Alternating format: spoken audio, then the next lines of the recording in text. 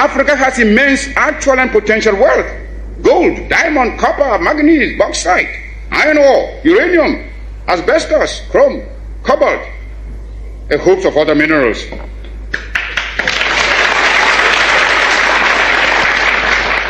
Our essential agricultural produce have all been drained away by colonialist imperialism. Africa is far from being poor. It is Africans who are poor, not Africa. Welcome to Truth Africa series, unapologetic and truthful. I am your host, Yemi Melikaya.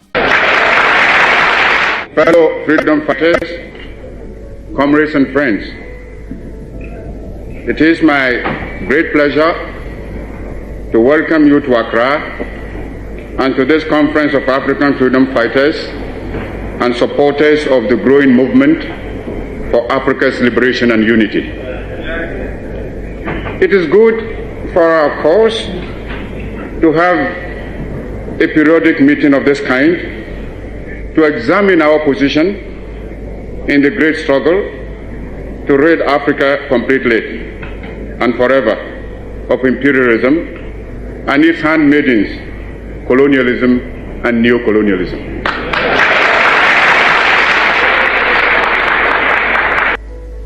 Africa is rich and not poor.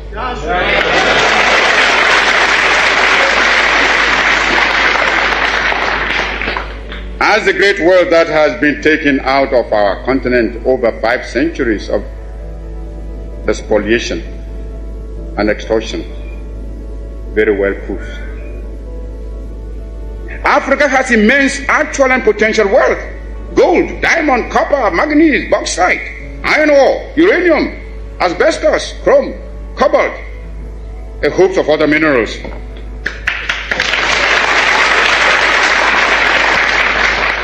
Our essential agricultural produce have all been drained away by colonialist imperialism.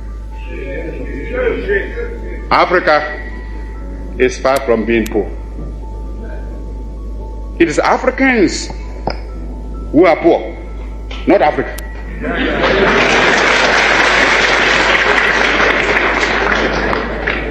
And they are poor because of the uncounted profit that has been made out of the exploitation of their labor and their lands.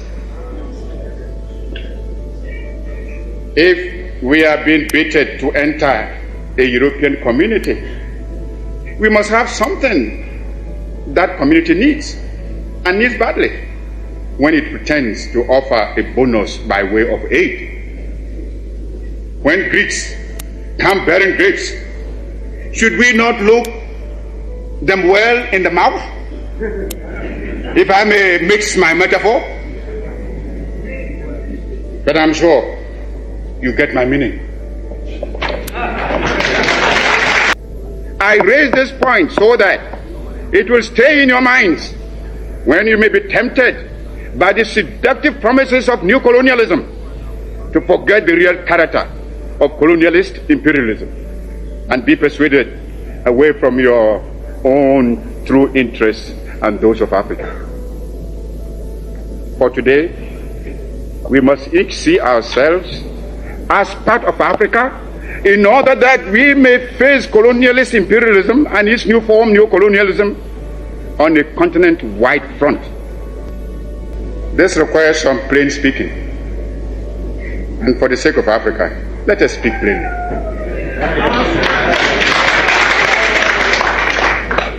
As I see it, our greatest danger stems from disunity and the inability to see that the realization of our hopes and aspirations, the realization of our objective of total African independence, and of our future progress and prosperity is inextricably bound up with the necessity to unify our policy and actions in connection with the continued struggle for independence and the greater task of economic and social reconstruction beyond it.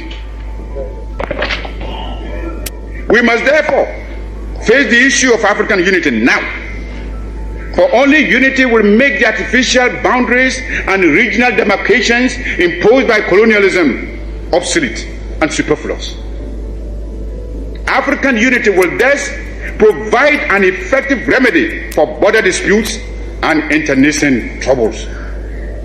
In a united Africa, there could be no frontier claims between Ethiopia and Somalia, or between Zanzibar and Kenya, Guinea or Liberia, or between Ghana, Togoland and the Ivory Coast.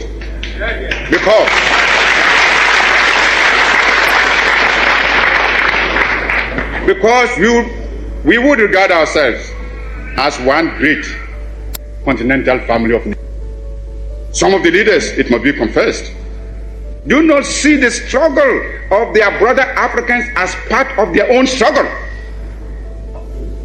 Even if they did, they would not be free to express their solidarity. These rifts are consciously created by the imperialists between Africans, where they can sit back and watch with sly satisfaction, as well as contempt for those who fail to see how they are being used against Africa's best interests. Regrettably, those states include some who were among the freedom fighters of yesterday and who haven't won their independence, are willing to drop it for some token aid, and thereby deny to those still struggling for freedom even their moral support. Here is a phenomenon against which all African freedom fighters must be on their guard and resist to the utmost. Even though I appreciate the difficulties facing us, I must admit, I find it strange to watch some of us returning willingly to the colonialist fold. This time, they don't even have the excuse of being forced to subject themselves to foreign domination. It makes one wonder, why so much effort and sacrifice and so many lives were given up to the achievement of independence in the first place, if it can only be so quickly and easily surrendered. We must begin to build immediately our own continental common market. For it is easy for anyone who studies the common market organization closely to realize that the common market is aimed at harnessing the African countries to satisfy the profit lust of the imperialist bloc and to prevent us from following an independent neutralist policy.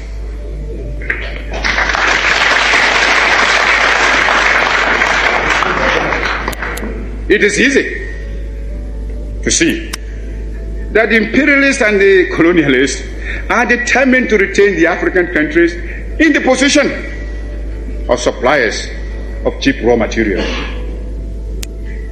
If we do not resist this threat, and if we throw in our lot with the common market, we shall doom the economy of Africa to a state of perpetual subjection to the economy of Western Europe.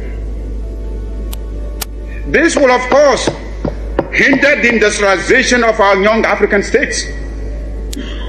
It is impossible to think of economic development and national independence without possessing an unfettered capacity for maintaining a strong industrial power.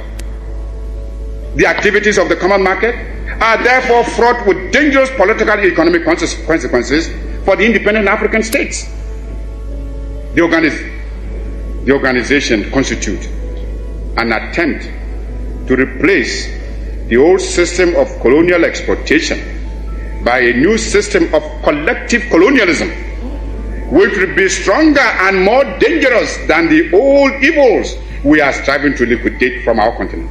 This is another reason why we should come together in a unified African economic plan, which, operating on a continental scale, can make a solid attack on the imperialist domination in Africa. We should, without delay, aim at the creation of a joint African military command. There is little wisdom in our present separate effort to build up and maintain defense forces, which in any case would be ineffective in a major world conflict. If we examine this problem realistically, we would ask, which single African state could protect itself against an imperialist aggressor?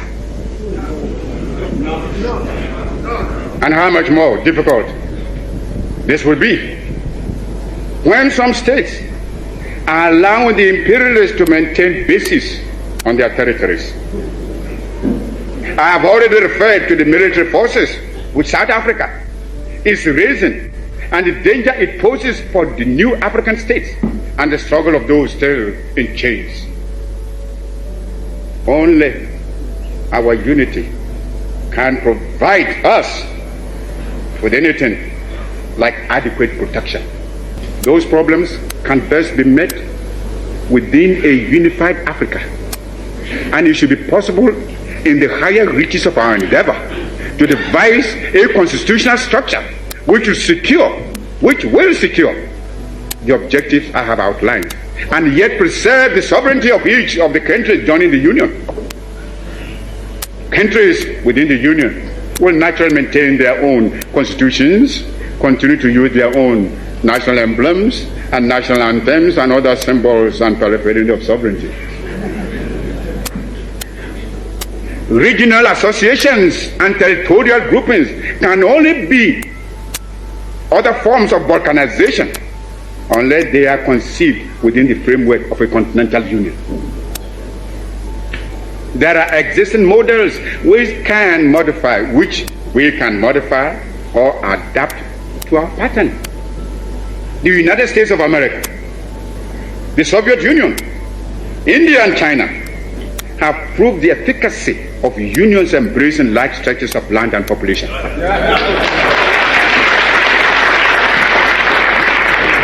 Long live African freedom fighters.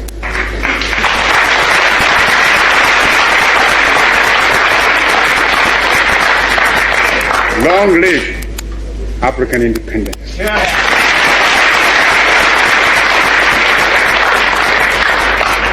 Long live your struggle. And long live African unity. Born in 1909 in the Gold Coast, which is now Ghana, Kwame Nkrumah was destined for greatness. His journey began with a deep passion for African independence and unity.